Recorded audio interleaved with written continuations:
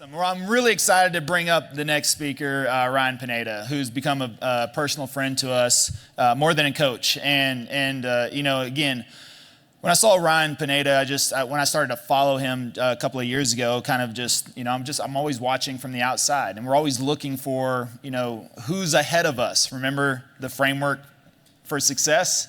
Who's at the top? How did they get there? How do we model that? How do we adjust it to fit our personality? And can we beat them in a good way? And so, I saw Ryan, what he was doing, and it made sense. Kind of like the t-shirt entrepreneur in real estate, in education, and then, faith-based as well. And that was something that I typically shied away from before. I don't like to rattle the cages too much. Yesterday I shared with the people that I know which way YouTube leans, so I don't really get into too many controversial topics on YouTube, or I say things like freedom-friendly, tax-friendly, business-friendly, something like that. I give code words, right? Because I give code words so I don't get beamed on the algorithm. But, I just saw what Ryan was doing. Flipped over 700 homes, and then, started to build this education business. And, I got into his high ticket coaching. And it's really what gave us the confidence too, I think, to move forward with what, we've brought to you guys, because we were able to see a framework. And, Travis was actually talking to me about this for probably a year in advance. And I was just like, I don't know, I don't see it. I don't see it just yet. And my biggest concern was, how do we provide that amount of value? If I'm going to ask somebody to, give up a good chunk of change, most important thing to me is, can we return that value, if not more, and really even more? And so, working with Ryan, I knew he had the business model of where we want to go. And you're talking about, he has 7, I think maybe 8 figure companies. So first of all, how do you run 8 different companies? Second of all, I heard him say one time that he doesn't work nights or weekends. He goes home at 5 o'clock and hasn't worked a weekend in the last 8 years. And I'm like, is that true? Wait, what is that? And then on top of that, faith driven, everything just kind of fell into place. And I was like, this is the model where we want to go. So why would we not want to get as close to that person as possible? And so, yes. Do you, now I could have taken my time to try to get to know him and weasel my way in some way or another, or bug him or DM, but, if he's got coaching, I just said, hey, we're jumping into that. Close proximity, we get to know each other. We'll know really quick if it's a good fit for us, and I know that relationship will grow and develop, and it has over the last couple of years. So we're actually going to go to his office tomorrow. We're going to spend a half day with him and his team planning. We're going to take the whole team over there, and that's the opportunities that are, coming to us now as well. So he's been a big inspiration to us.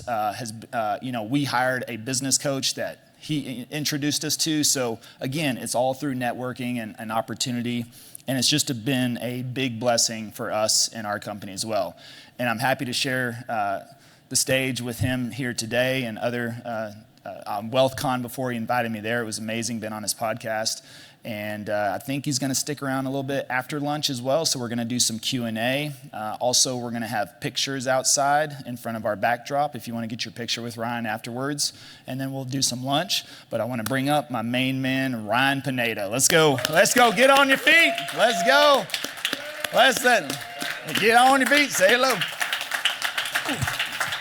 Thanks, sir. Thanks for having me. Let me move these out of the way. So, how many of you guys were here yesterday? Just by a show of hands. Okay, so I'm gonna share something different than what I shared yesterday. For those who weren't here, I talked a little bit about my story and really just kind of gave the mindset of YouTube and why social media helped my business so much. And I'll tell a little bit about my story for those who weren't here. But I really want to talk about just business principles and what you do once you start getting leads and everything from YouTube. Because as we started doing Q&A yesterday, I started to realize, I'm like, man, some of these people are starting to do it and they're getting leads and they're growing, but they don't know how to hire people. They don't know how to, have an integrator. They don't know about core values and standards and how to really scale a company. And so would that be helpful to you guys to talk about that? Yeah. Okay, cool. So to give you a quick background on me, I was once like you guys. I used to be a realtor back in the day. I got licensed in 2010. How many of you guys have been in the game since 2010? Okay, so, back then, it was brutal. The average house in Vegas was 100 grand, and so commissions were not good, and nobody could get financing because they got foreclosed on. There was no listings to get because they were all REOs, so only a couple of people had all the listings. And so as a 21-year-old kid trying to figure out how to get clients, it was brutal. And I did it for a couple of years with very little success, and eventually I just quit because it was too hard. Hey, you should check out my new community for free. It's where I host all of my more in-depth trainings, and you're going to get access to step-by-step courses showing you how to get buyer and seller leads for your business using passive prospecting, a supportive community of over 1,300 members, and weekly group coaching sessions you can attend and ask questions. Now, this community is all about passive prospecting and getting quality buyer and seller leads through YouTube without spending a penny on ads or cold calling. Now, the link is in the description below, so make sure you join for free today and say hi to me when you get in the community. I look forward to seeing you there.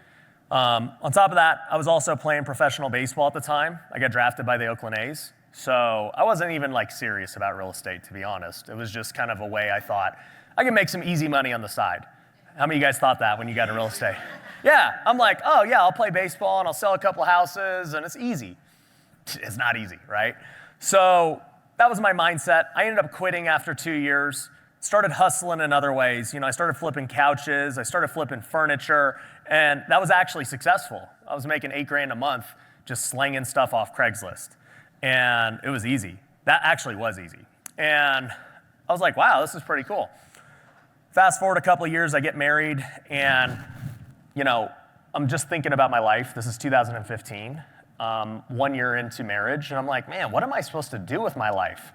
So I started praying, and I was like, God, what do you want me to do? My baseball career at this point isn't looking like I'm going to get to the big leagues. And this has been my childhood dream. I was an All-American. I got drafted. I was doing everything the right way. But in sports, unlike business, as you get older, you actually don't get better. You actually get worse, and nobody wants you. So it's very different. And I just knew that my career wasn't very likely to get to where it wanted. Also at this point, real estate I had already failed at. And flipping couches was literally the only thing I was good at to make money. And so I didn't know I'd be this entrepreneur or YouTube guy or any of these things that happened later. But I prayed and I was like, God, what do you want me to do? And I heard him whisper, real estate. And I did not want to do real estate again because I hated real estate, honestly. And, long story short, this leads me down this path of real estate investing, so very different than being a realtor, because I was always good at finding deals. I just couldn't find anyone to buy the deals. I was like, if I just had money, we'd be good. And so I later learned about things like wholesaling and private money and hard money and all these things, and I'm like, oh, this is what I've been looking for, not dealing with boneheaded clients.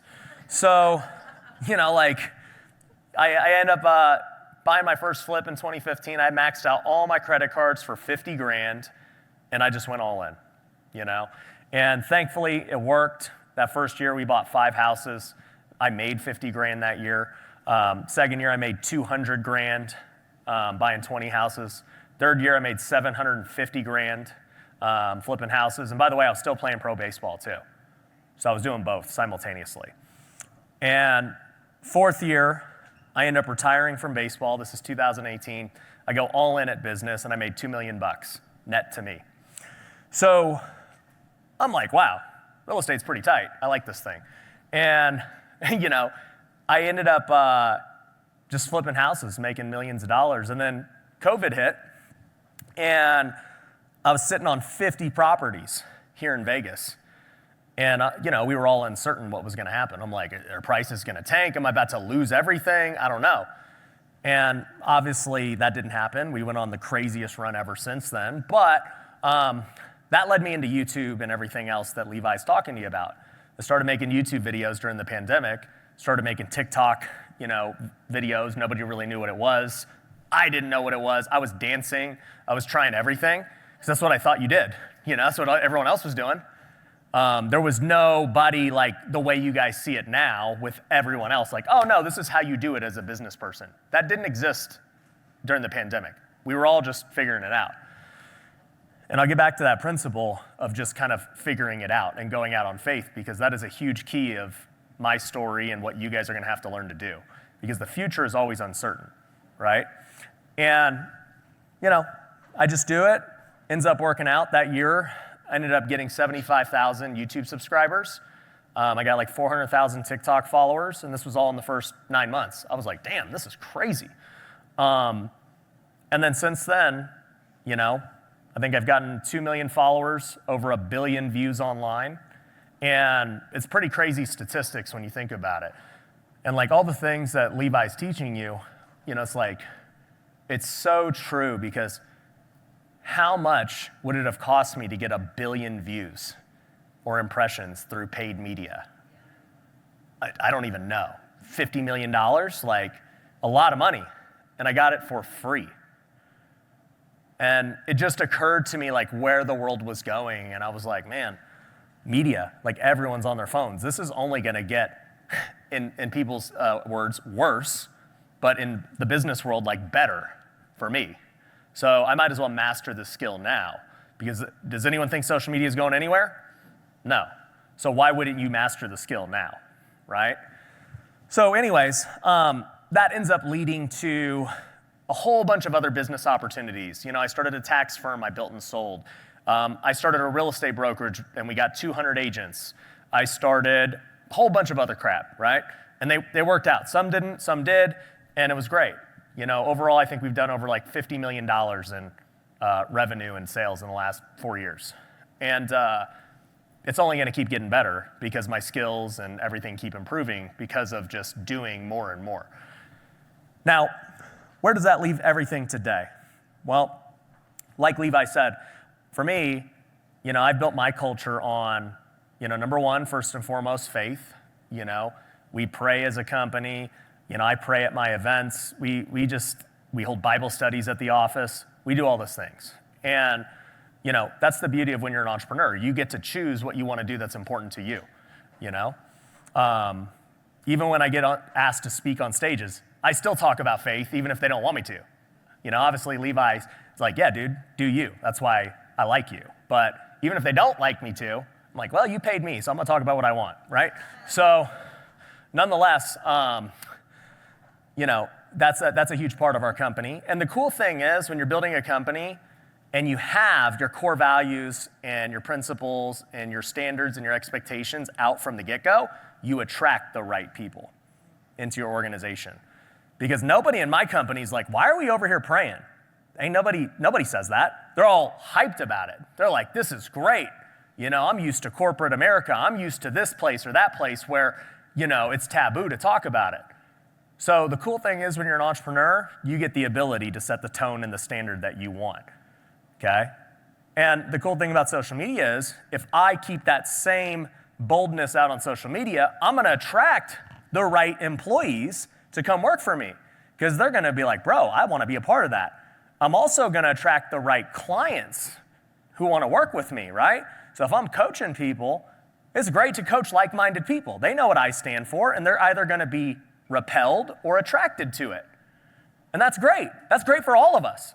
I don't wanna work with you if you don't like share core values with me. What's the point? We're gonna just butt heads. Anybody have clients they don't like, they would like to fire, right? You don't have to work with those people if you put out the right message and you let your standards be known, right? So for me, I only work with the people I want to work with. And they don't want to work with me who I don't want to work with anyway, because I put out that kind of message, right? If somebody does want to go grind 80 hours a week, I'm like, that's great. I just think you suck at being efficient. That's my opinion. Because I'm further along than most people, and I haven't had to do that. So you can either learn what I did, or you can keep grinding and doing what you think is good. But, you know, I'm gonna keep lapping you. And that's the mindset. And it either attracts people or repels people. And that's perfectly fine. You gotta remember, you cannot be everything to everyone. You can't be the luxury realtor who sells the top tier houses and then go sell houses in the hood, all right? It don't work like that.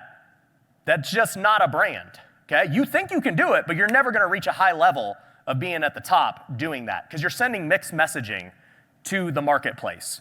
If I'm a luxury buyer, I want a luxury agent, all right? If I'm a lower income buyer or middle class buyer, or when I had the brokerage of 200 agents, I would tell all of our Hispanic realtors, I'm like, guys, if you want to go all in on the Hispanic market, do it. Do your videos in Spanish. Show houses in that market. Just focus on that. But don't try to be everything to everyone. That does not work. So, in the end, on social media, you got to get crystal clear with who you are, what you represent. We got a saying, you can't compete with unique, okay? You're all unique in your own ways. So I'm unique in the way of that, oh, bro, I played baseball, I like faith, I have, lots of businesses, I got a family of three kids and my wife, and, I like to golf, and I got all these different things that make me unique. There are some people who like it and some don't. Totally fine, right? You don't have to be everything to everyone. So I want to give you permission to piss people off. That's what I'm giving you permission to do. What you believe should be offensive to some people, okay? If you didn't like COVID, I thought it was stupid. I'll just tell you, okay? I'm not gonna sugarcoat it, all right? It just is what it is. That's totally fine. So, at the end of the day, I've been able to build these things, and social media has helped amplify it. But, it ends up leading to new problems, okay? Most people actually fear success. Do you realize that? People actually fear what might happen if they make it. They're like, but what am I going to do if people have bad comments? Oh, people are going to say bad things about you. 1,000%, okay? The moment you start having success, haters come with it. But what you got to know is, are you mentally prepared to be able to handle that, right? Because some are like, oh, I don't want to deal with all that drama. This is my favorite one. When a solopreneur is like, yeah, dude, honestly, I just don't want to deal with having a team and a big team and hiring people and managing it. I don't want that. I'm like, okay, so you'd rather just be a slave to your job forever. That's what you're telling me. Because if you're a solopreneur, the moment you stop working, you're dead, okay? Your business dies.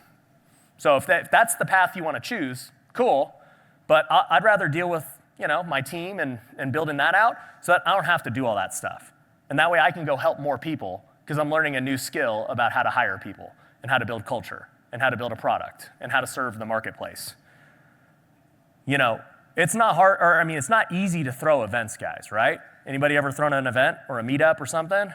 It sucks. It's a lot of work and promotion, and you got to pay money, you got to get venues, you got to do all these things, right? In the next 4 months, I'm throwing 3 1,000+ person events, okay? We just had one 2 weeks ago. We got a Christian event May 31st here, and then we have our next WealthCon in July. So in the span of 4 months, we're doing 3,000+ person events.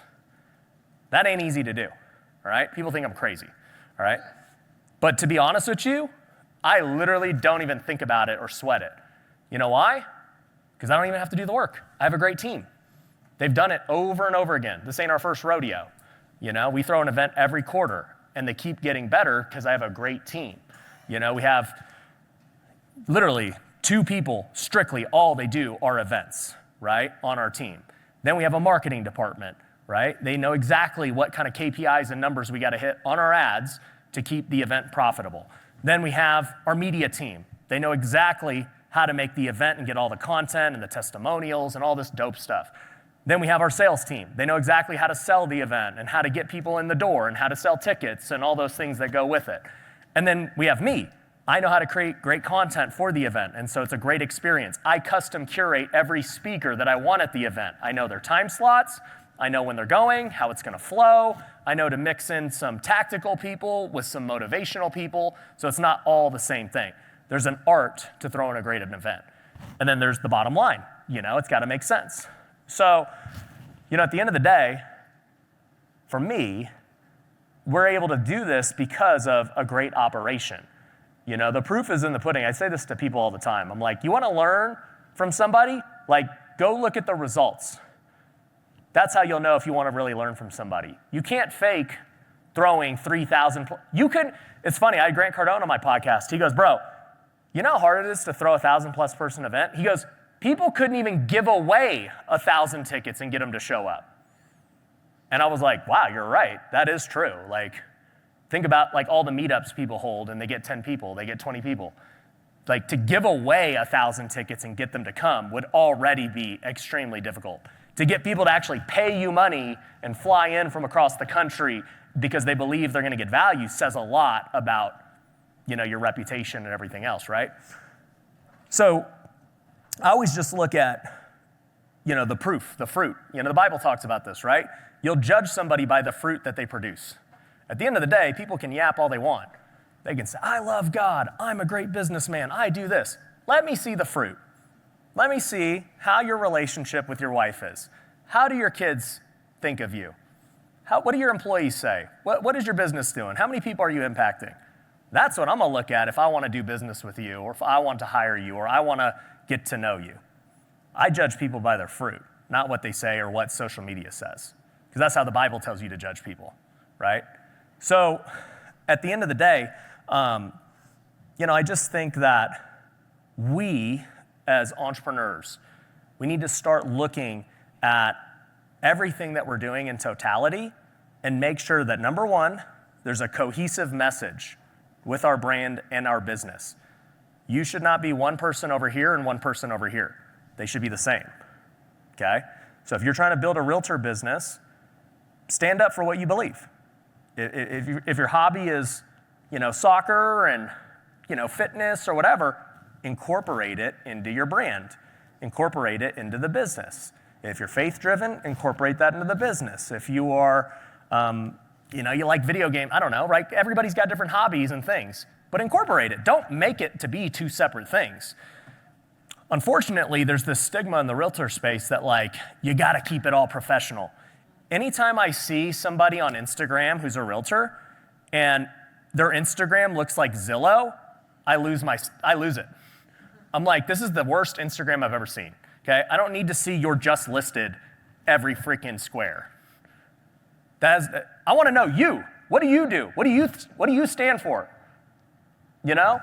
If I'm hiring a realtor, you think I'm gonna hire somebody who has a collage of pictures? Would you? But yet we do it. We do it all the time because we're like, well, that's what they told me to do. Yeah, that's what some loser told you to do who hasn't even done it, you know? So at the end of the day, like, I want to know you personally. That's why you're gonna work with people in the next, like, that's why you work with people today. That's why you're gonna work with people in the future, because you actually get to know them, right? And I don't have time to sit down with everybody one-on-one and have them get to know me one-on-one. The only way I can get people to know me at scale is content. That's the only way, okay? You know why somebody does business with you? Who knows? They like you, that's one aspect of it. Who else? Trust, exactly. That is the number one way people do business with you. Now, usually when you trust people, it's because you like them. It's because they do what they say they're gonna do. They have a reputation, they have a track record, they are showcasing different things. But either way, trust is built, right? For me, the way you build trust is just by simply spending time with people. That's the way trust is built. How many of you guys are married? Okay, did you guys spend a lot of time dating with your spouse before you guys finally tied the knot, right? Some of you guys might have got married here in Vegas just on a whim, but most of you guys probably spent a year, 2 years, you know. If you spent more than 10 years, then I'm like, all right, you need to like just man up and let's do this, okay? But nonetheless, with dating, the reason you're dating so long is because you're trying to build trust and, you know, make sure that this is the one. Why is your prospects any different, right? They want to build trust. They're making the biggest commitment of their life to buy a home and all these things. And so how are you going to build trust with people? You could do it the old school way and you could, you know, go meet them and cold call and go have coffee and lunch and all this. That's great. For me, I'd rather build trust at scale. Put out great content, make YouTube videos, all these things. And then all of a sudden, I'm constantly top of mind. But more important than being top of mind, they're spending time with me because I'm making great content that they want to consume. And because of that, now when it comes time to buy a home, I'm the guy they think of. So, and point blank, like Levi was talking about, he was like, yeah, we've been thinking about it for a year. And then we went and hired Ryan. So I had been building trust with him for a year without even knowing him. And then he comes in, and then he gets in the door, and then we provide a great service, and then we do more together, right? And so that's how business works, guys. You're gonna meet people who have never done business with you that you're just gonna keep building trust with, that you're gonna keep providing value to. And they may not convert ever, period, but they may tell their friends, They might convert years down the road, and that's perfectly okay. Because I know if I've gotten 1 billion views, that's a lot of trust being built over the long haul. That's going to be a reward at some point. Whether it's through a referral, whether it's them directly buying, whether it's them investing with me, or whatever the case is, right? So you gotta just understand with social media, it's a long game of brand building. And the rewards are significant, all right? You know what a brand allows you to do? It allows you to do a lot of things. And sometimes we only focus on like the top layer. The top layer is, oh yeah, we're gonna, by putting out content, we'll get leads. Like that's you will, but that's literally like that's the skin of the apple. Yeah, we're gonna get leads, and that's great. That will make us money today. But you wanna know what the meat of building your brand is? It's everything that happens after that. So number one, if you got a great brand as a realtor, since everyone here is realtors, I'll give you the example, you can charge more for your services, right? If people know you and trust you, you don't have to compete with 1% brokers. You can charge 6%, 7%, 8%, whatever you want to charge, right? Because of brand. If you have no brand, you have to compete with price. You have to compete on just people nickel and diming you. But I don't compete on price. My stuff's expensive. But if I have brand to back it up, you want to buy it because there's no other people I'm competing with. It's like you buy my thing or you don't. It's all good either way.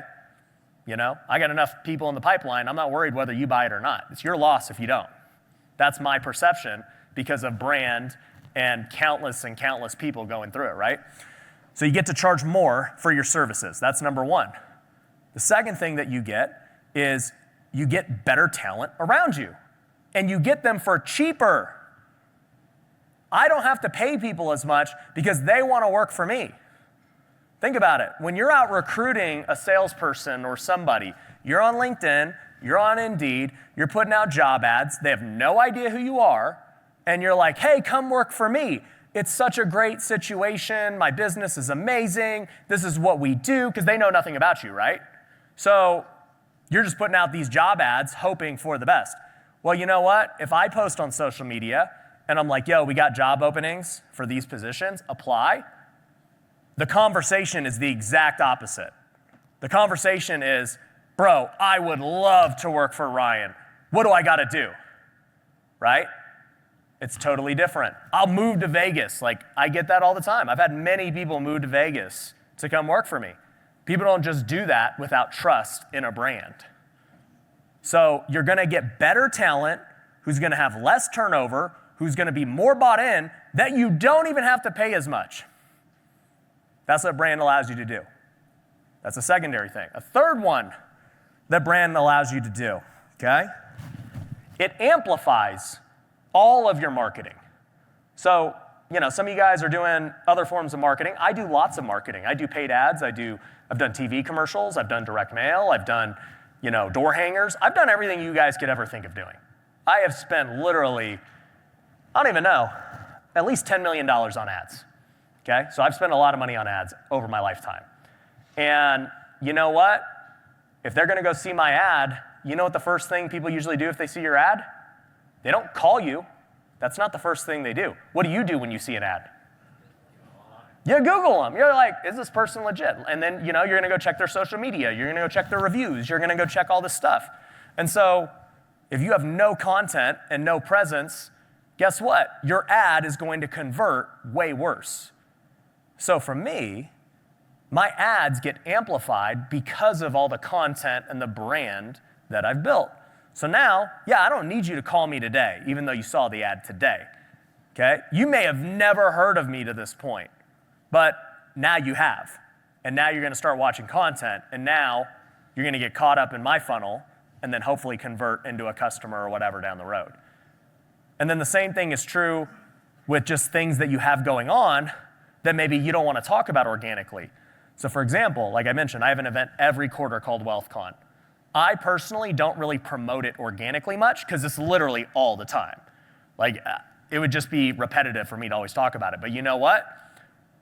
We run ads for it so that I don't have to do the talking on organic and people are just aware of it.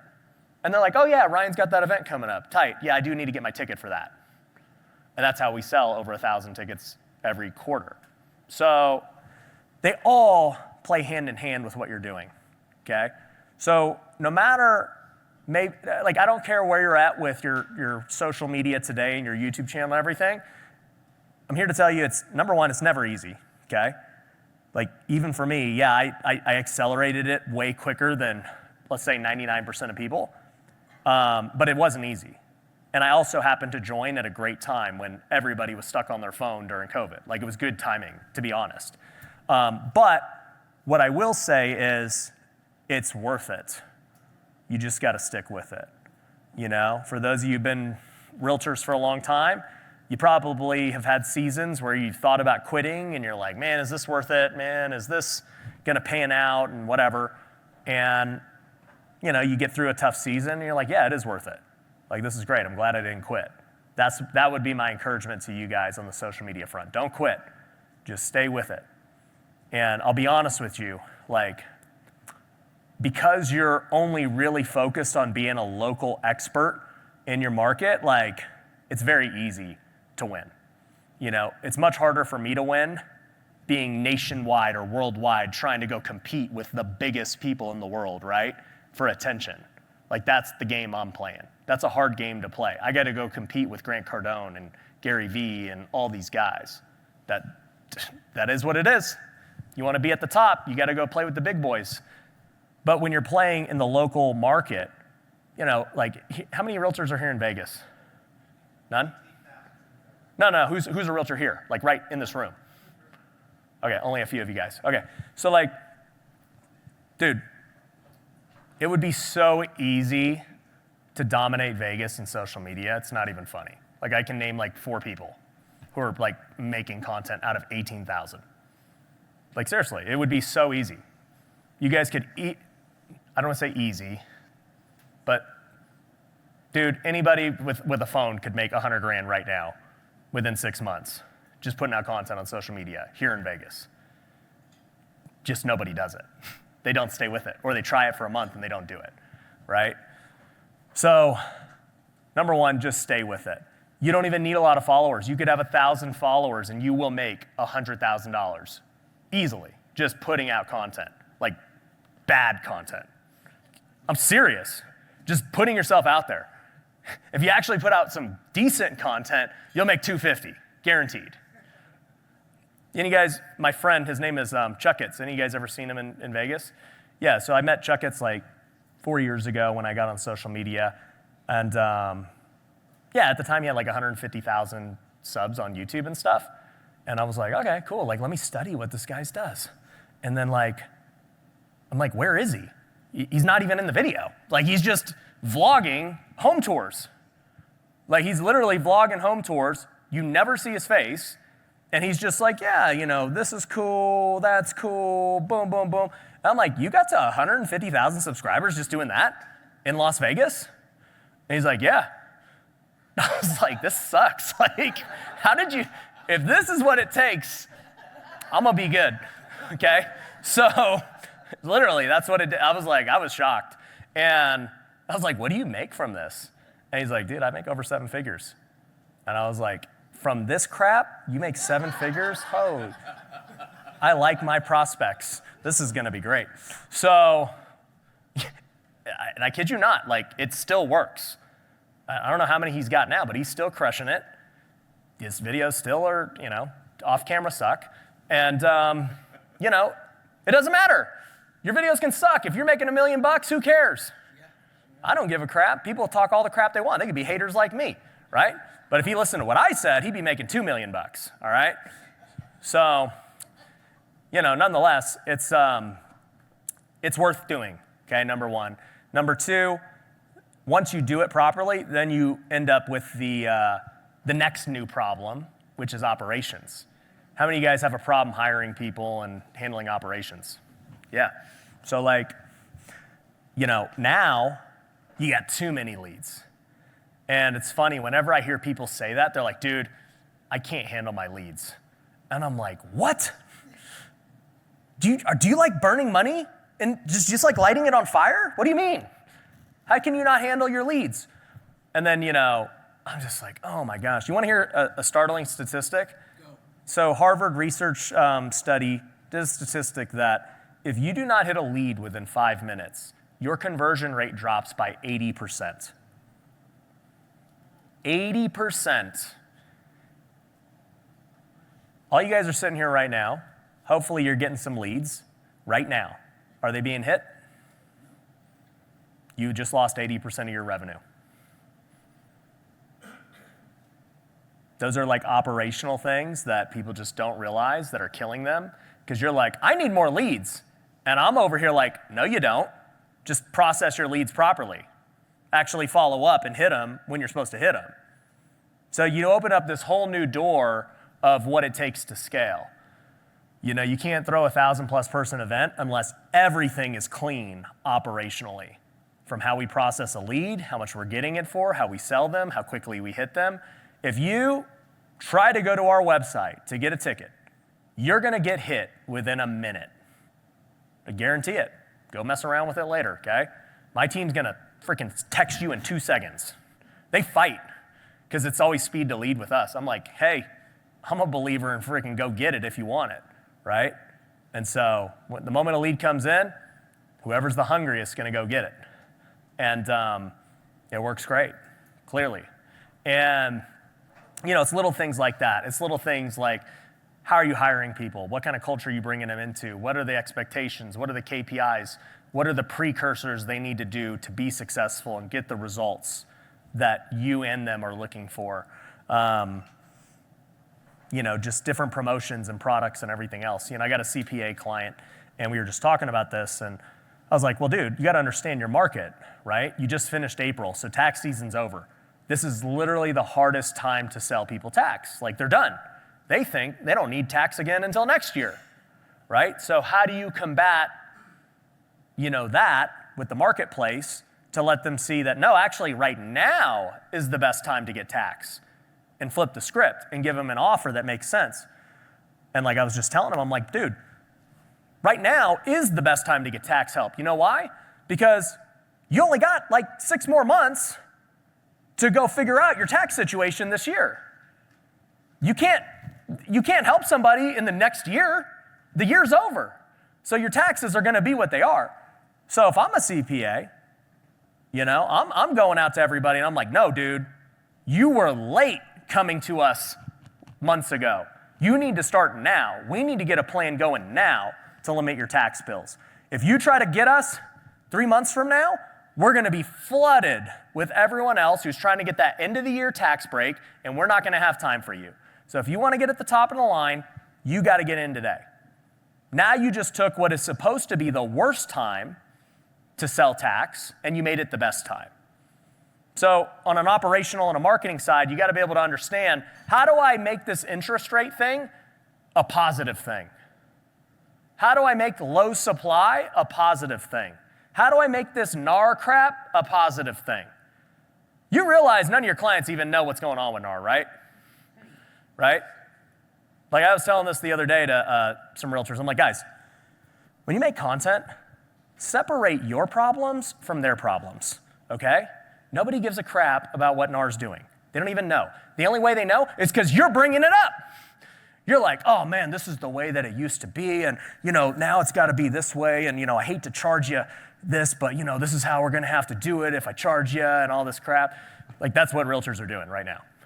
And by the way, it may or may not even happen. It hasn't even happened yet. And they're already preparing clients like it's gonna happen. And like that they're having these doomsday conversations. And I'm like, what is wrong with you guys? Like, I don't understand. Has the business changed yet? Because I'm selling a bunch of houses and I didn't realize it changed. You know?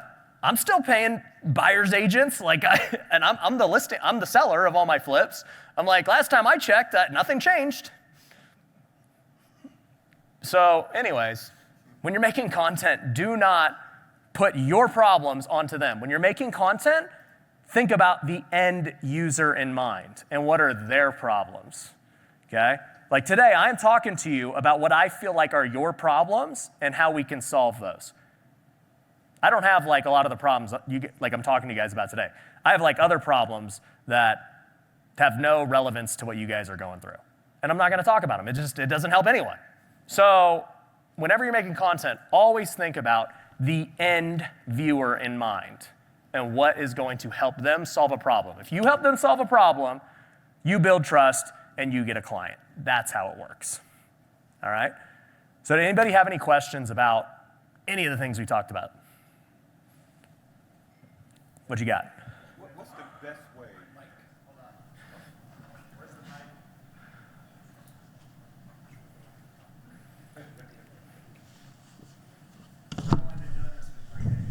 Yeah. Where's the mic?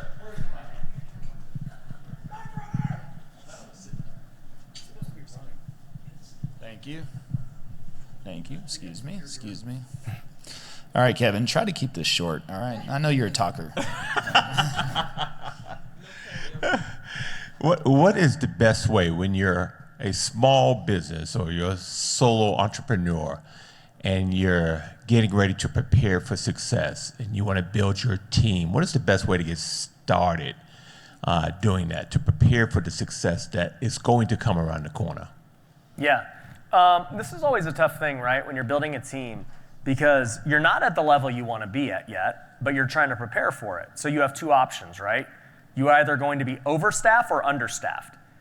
So what you're asking about is overstaffing. So you're going to go hire people right now in preparation that you're going to get busy in the future. Or you're going to be understaffed and you're going to just straight start marketing like crazy and go nuts, and then all of a sudden, you're going to get overwhelmed. I think I would lean on the side of being overwhelmed versus being overstaffed personally, because in most cases, the scale doesn't happen, at least when you think it's gonna happen. It usually comes after a couple of trials and failures and different things and reiterations, and then all of a sudden, you start figuring it out and it works. And so, preparation-wise, I would just focus on getting more deals, because that's how we all make money. And then once you have so many deals that you literally cannot handle them all, then you start hiring. There you go. Plus, it's a lot easier to hire when you have deals, right? If we went to Brian and said, hey, Brian, we started this channel, and in the future, we're going to have a lot of deals. He'd be like, okay. But when we came to him, we were cranking some deals. So that proof helps a lot, too. On the video content, I've seen many of your podcasts. Did you start doing just video of yourself and then work towards talking to other people? Do you only talk to other people now? How, kind of what was your trajectory? Yeah, so I started out just all talking to the camera just by myself. I did that for years. And then I started the podcast after like a year and a half of just solo. And then, I did, thousands of TikTok style videos solo too. So, yeah, I can totally do solo. Today I'll still even go solo, but I'll do like a training. So it'll just be me by myself training on something, and those are great. But the reason I like the podcast is, there's a lot of reasons. Number one, podcasts are, in my opinion, gonna keep getting bigger and bigger. I don't think it's anywhere close to what it's about to be potential. And you're just starting to see it more and more. People are like, I don't know, how many of you guys listen to podcasts? There you go, right? So, do you like, the reason entrepreneurs like podcasts is because you can do it while you're doing other things. You can go on a car ride, you can, do it while you're just chilling, waiting in line, you can do it while you're working out, like you can do it pretty much anytime. Whereas you can't watch Instagram while you're doing all these things. You can't go watch a Mr. Beast video for 15 minutes while you're in the car. right? So a podcast is like that thing that it's just the perfect piece of content that can be used everywhere. And it's also what the algorithm's like. The longer your content is, the more watch time you get. The more watch time you get, the more money everyone makes. The more trust is built, the more ads get played. So just from a business standpoint, watch time is king when it comes to YouTube and promoting. So that's another reason I like them. But probably the third reason and the most important reason is the relationships I build. So, I've had literally like everyone you could think of on my podcast. I've had Ryan Serhan, I've had Cardone, I've had Hormozy, I've had Cody Sanchez, Patrick Bet-David, I'd have Tony Robbins. Like if you just name somebody, I probably already had them. So where else am I going to talk to these guys for an hour uninterrupted? These guys would charge me for an hour of their time, right? And they're willingly coming on my podcast because it's mutually beneficial. It's good for them. It gets them exposure to a new audience, and it's just good. So the amount of relationships I've built because of the podcast has been easily, I would say, in all honesty, the biggest key to my success. Because relationships open doors to everything else. Like obviously I'll learn things from them, but the amount of doors opened has been insane. Next question. He's also had this other guy, Levi Lascsak, on his podcast. There we go. Really awesome. Yeah. There we go. Now I'm here. Question? Oh, don't be shy now. Don't be shy. I'll do video podcast. All right. Oh, Everything sorry. must be a video podcast. Just throw a camera up. Okay, you mentioned yesterday, and I believe you, and maybe it was when you were up front, but I feel like it was actually after. You'd said you gotta hire from the top down. You're hiring from the bottom up, and that doesn't work. Is you hire from the top down. Yeah. Can you expand, if it's only briefly? Can you expand on that? Yeah. So Levi said when we were doing the interview yesterday, he's like, you said one thing that really stuck out to me when we first met, and that was you don't hire from the bottom up, you hire from the top down. And so what that means is most of you guys right now, you're like, oh, I need an assistant. Oh, I need like another cold caller. Oh, I need another showing agent, like whatever, right? You're just piecing different things together that you think you need. The problem is all of those pieces, if you start to scale and expand, still report directly to you, right? So now you just have, instead of worrying about yourself, you got 4 other people you got to worry about too. And you got to keep them accountable. You got to check them every day. You got to have meetings with them. You got to just do everything that an employee needs to have done. So for me, I just know that that's not feasible. Like we have over 60 W-2 employees right now. And so like, I ain't got time to go meet with 60 people, and if I'm trying to do more stuff, I definitely don't have time for it. So in every company, I've always hired from the top down. I wanted to find my integrator, my COO first and foremost, and then I know if I do a good job of hiring them, they're actually gonna go out and hire the other 10 people that we need. I don't have to go hire them. They're gonna go hire them. They're gonna go hold them accountable. They're gonna go run the show. And then I only have that guy report to me and then keep me up to date on what's happening. And then I can make strategic high-level decisions for the company. So, in the end, instead of thinking about, man, this is honestly how people think. They're like, what's the cheapest person I can get? I only want to pay $15 an hour for this. It's the wrong mindset. The mindset is, who's the best person I can get that can go hire those 15? There's nothing wrong with paying $15 or whatever the case is. But you should not be managing the $15 an hour people if you're trying to scale, right? Now, this is different for everybody. If you're making $100,000, you're not there yet, right? But if you're making, multiple 6 figures and you're trying to get to 7 figures, then you need to do this. That's the only way it's going to work. And then you yourself are now freed up to focus on the high leverage activities. So for me, the high leverage activities are, I do ads and content for us. That is a huge high leverage activity. By spending an hour in front of the camera, I can reach thousands of people or even millions. That's pretty high leverage, so I should probably go spend time doing that. Another high leverage activity for me is big relationships. So, how do I get all these people on my podcast? Well, somehow I got to build a relationship with them. So it's really important for me to go spend time relationship building with high-level people, right? Now, I don't relationship build with everybody, but only the high-level people I want to bring into my world, right? And that's, everybody has that. Everybody can build high-level relationships, right? And for you, that might be that one big client that is going to refer you out a lot of other clients. But, we just kind of have this mindset as realtors where we're like, well, I want to build a great relationship with all my clients. It's just not possible at scale. You can't have a relationship with 1,000 people. So how do you handle that? Well, you get people on your team who build those relationships with the client.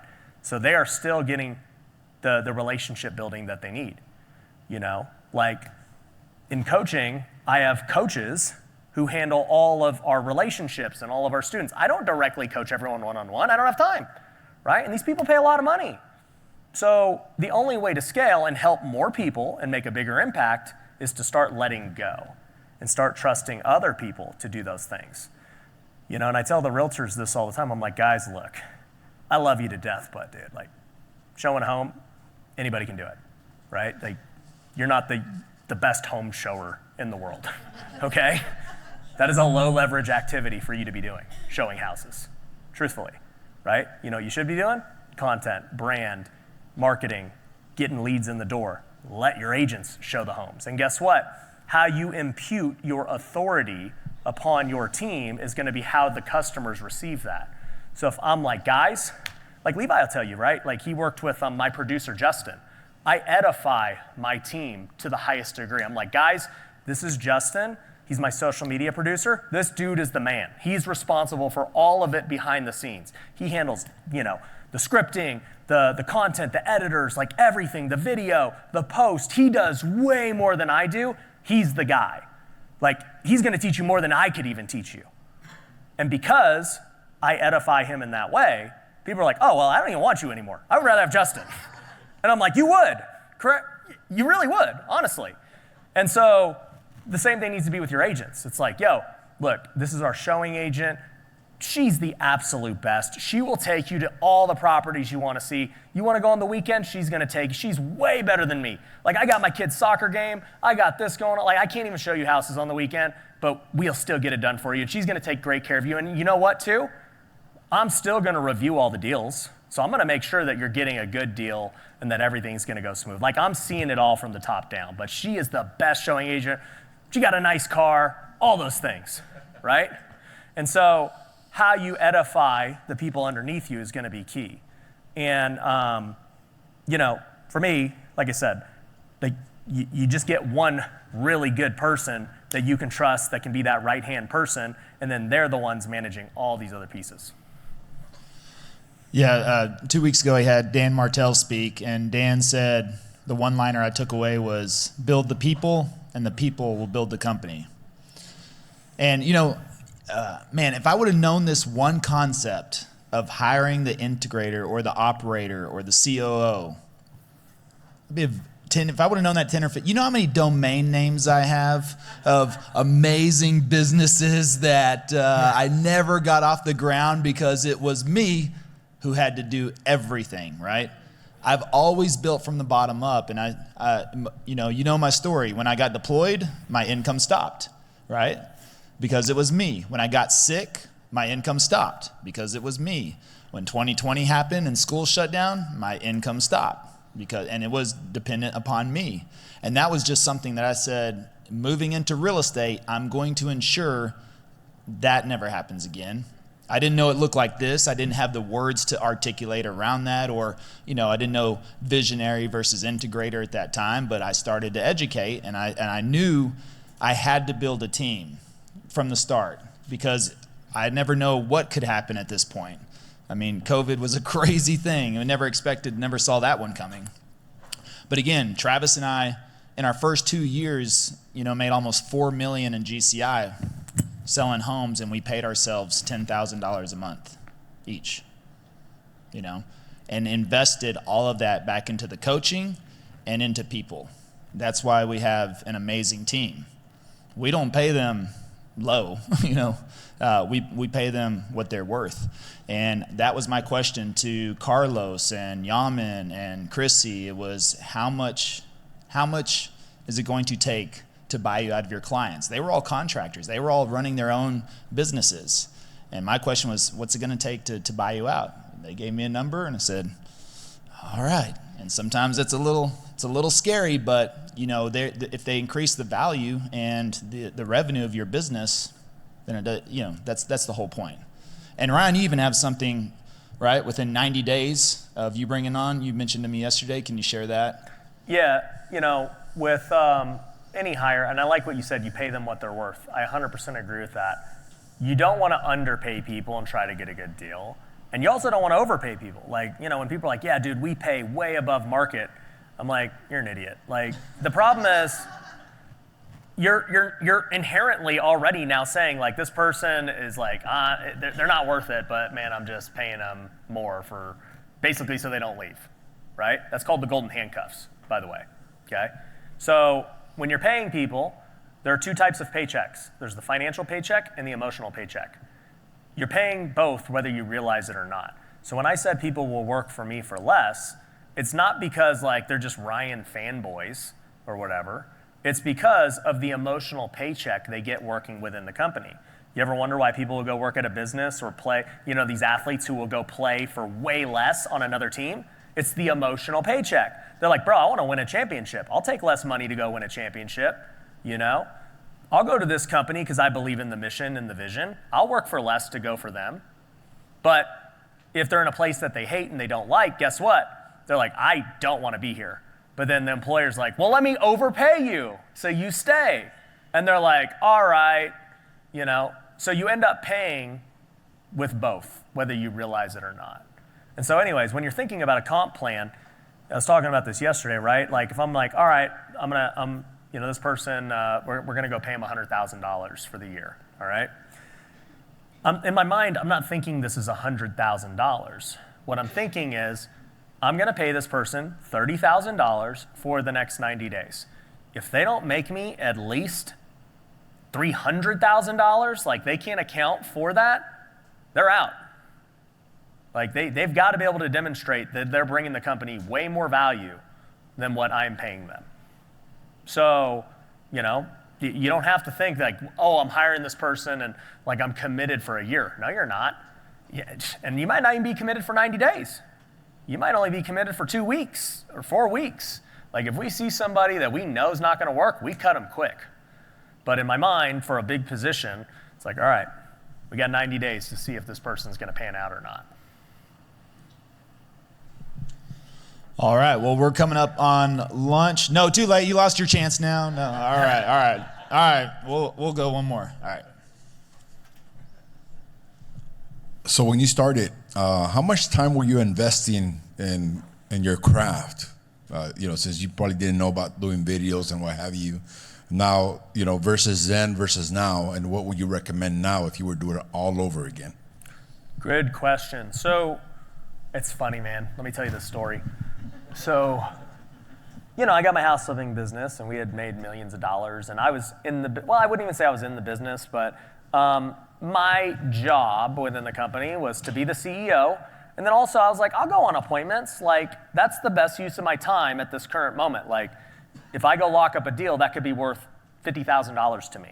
So that's a good use of time. So anyways, I'm going on appointments and stuff, and that takes a couple hours a day, and I don't really have much else to do in the company. I just go on appointments. Well, with content came, COVID came, content came, everything else. Once we got back, I was like, hey guys, I ain't going on appointments anymore, right? I'm gonna dedicate everything to making content. And they're like, dude, we're gonna lose money and all this different stuff. And I'm like, I understand that. We are going to lose money by me not going on appointments. That's guaranteed. But I'm gonna trade my replacement, and just so you guys know, he's not gonna be as good as me, at least off the bat. There's just no way. But over time, he will be able to produce what I do, and hopefully one day he'll be even better, right? So, I end up training this guy for like a month. I feel confident enough that he's able to go do it full time, and so I bounce. I'm like, guys, I'm done with appointments, so do it. And the first thing we heard was, our inside sales agents are like, dude, Ryan, can you go back on this appointment? Can you do this? And I'm like, nope, it's sink or swim. He's gonna have to figure it out. You guys are gonna have to figure it out. And sure enough, they did figure it out. It took time, but over time, he started to lock up deals, he got momentum, and that guy is still with me to this day, 5 years later, right? And I did that because of two things. One, I knew that the business could sustain without me.